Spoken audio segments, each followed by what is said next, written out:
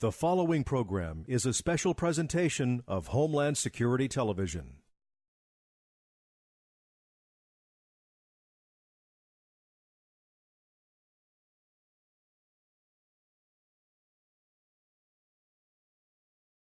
I'm Rondeau, live at the White House, one day after U.S. President Barack Obama announced that United States Special Forces had killed wanted terrorist Osama bin Laden. What does that mean for the threat of terrorism in the United States? We're going to discuss that on the Threat Matrix. My name is Dan Verton. I've got 7 years in military intelligence and another 10 as an investigative journalist covering high-tech national security. I've held a top-secret security clearance, and my sources as a journalist have reached into the highest levels of government. In this series, I'm lifting the veil of secrecy that surrounds the most important issues in Homeland Security and the global war on terrorism. This is the Threat Matrix, and it's the one intelligence briefing you don't want to miss.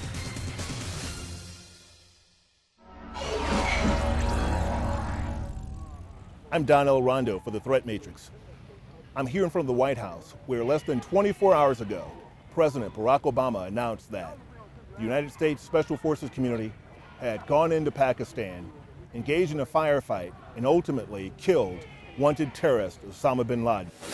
Tonight, I can report to the American people and to the world that the United States has conducted an operation that killed Osama bin Laden, the leader of al-Qaeda, and a terrorist who's responsible for the murder of thousands of innocent men, women, and children.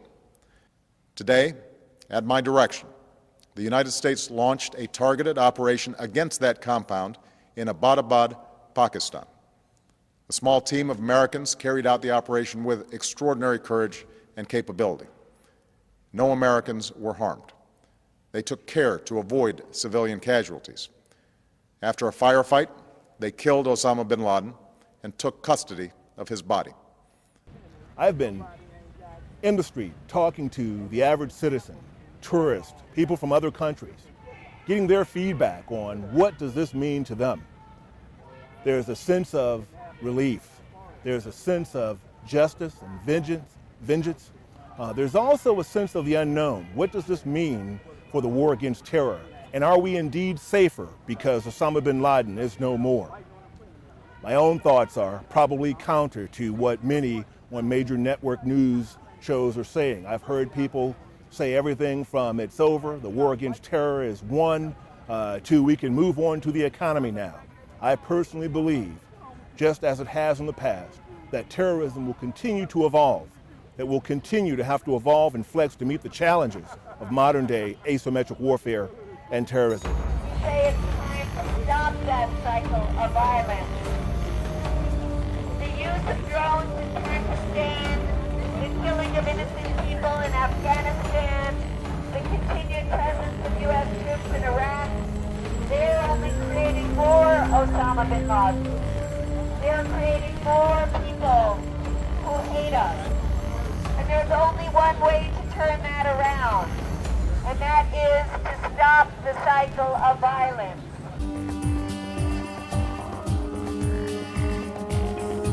I think good riddance. Good riddance. Good riddance. My life has changed since 9/11. I'm 65 years old. He's the reason my life changed. Every place you go, security has to beef up. Every time you fly, every time you go anywhere, it's a pain, and he created it. I don't like my freedom taken away. Hear, hear. Now that bin Laden has been killed, how does this change things for you?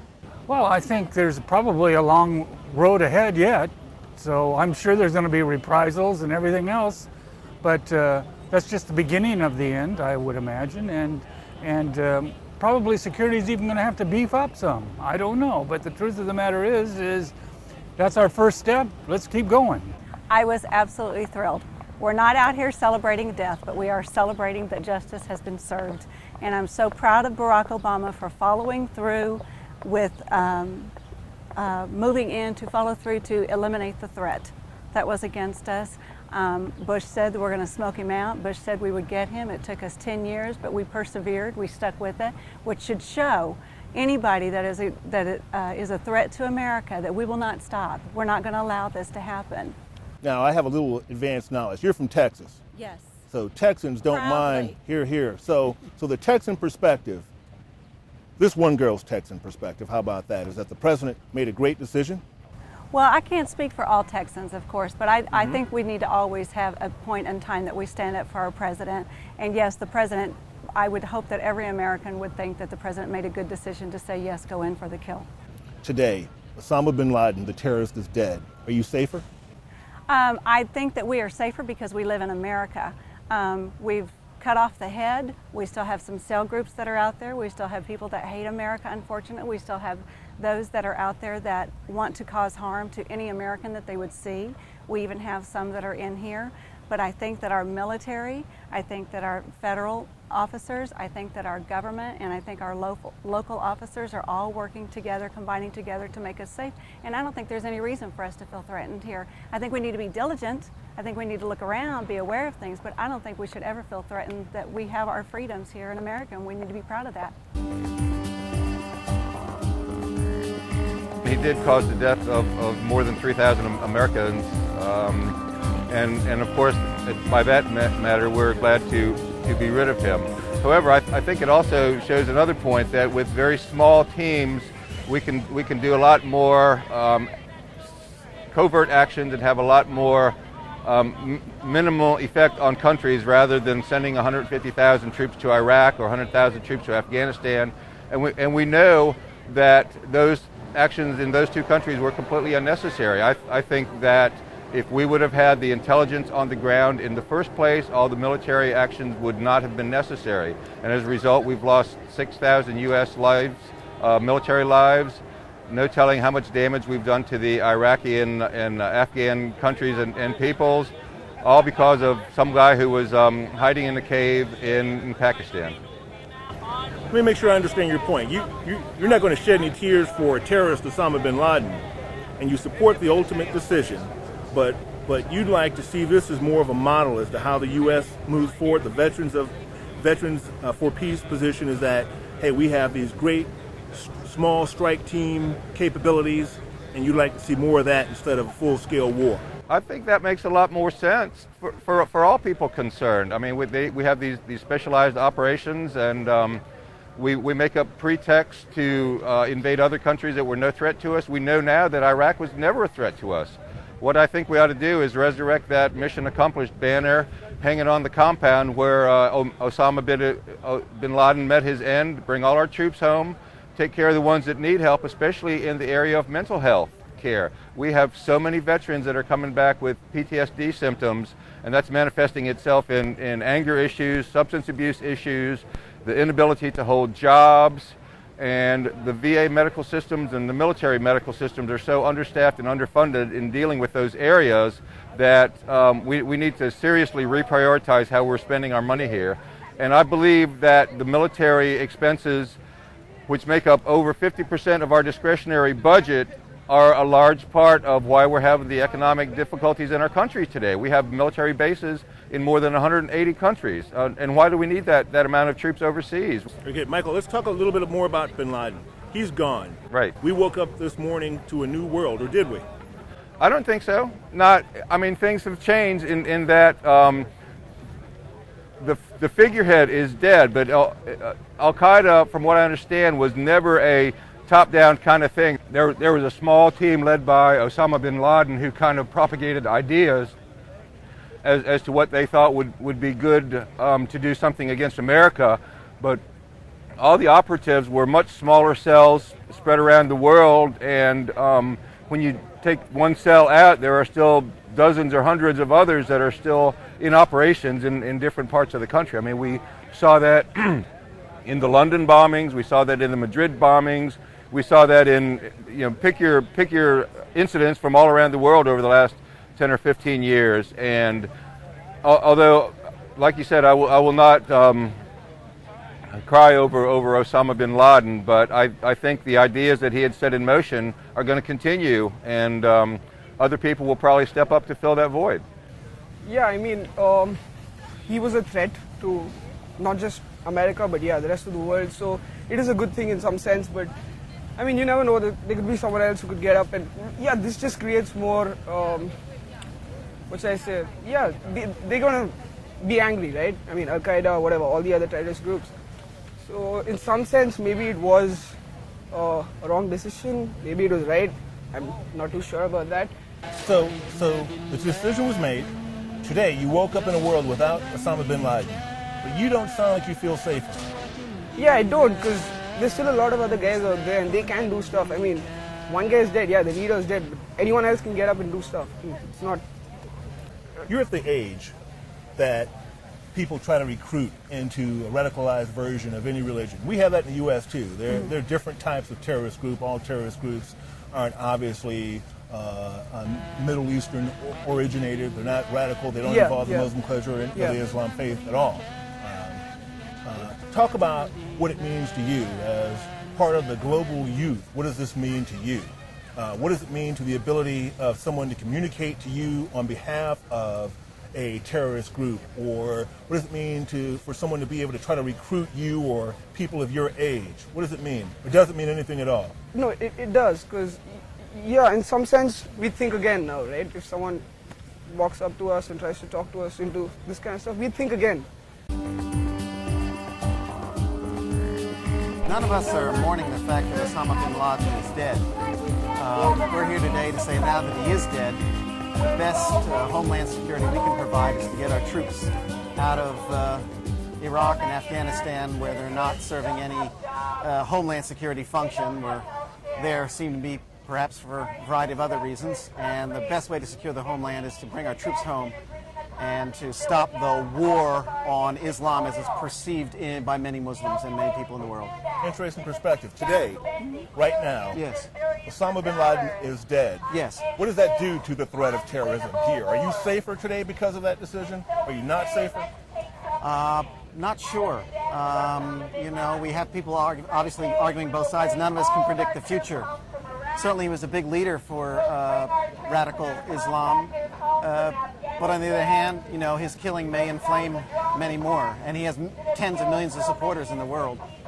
So, you know, I can't predict the future. But generally speaking, an assassination policy, which is essentially the policy of the United States government now on the war of terror, is something that our founding fathers rejected 200 years ago, and hundreds of years of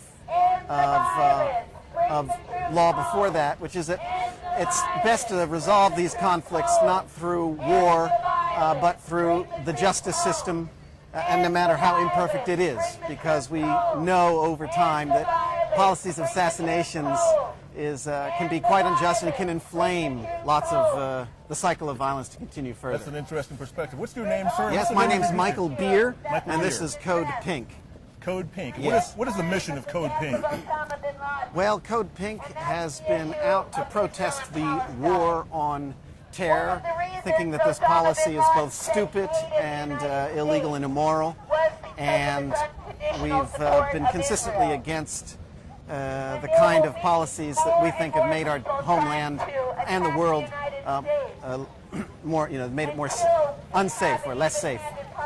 And we believe in international law, we believe in our own justice system, and believe that Al Qaeda is not a nation and that they can be better defeated, which they need to be, by the rule of law and cooperatively working with the countries of the world to stamp out this cult and this extremist ideology. So to be clear, yes, you are not against the administration's decision associated with going in and killing Osama bin Laden, or are you?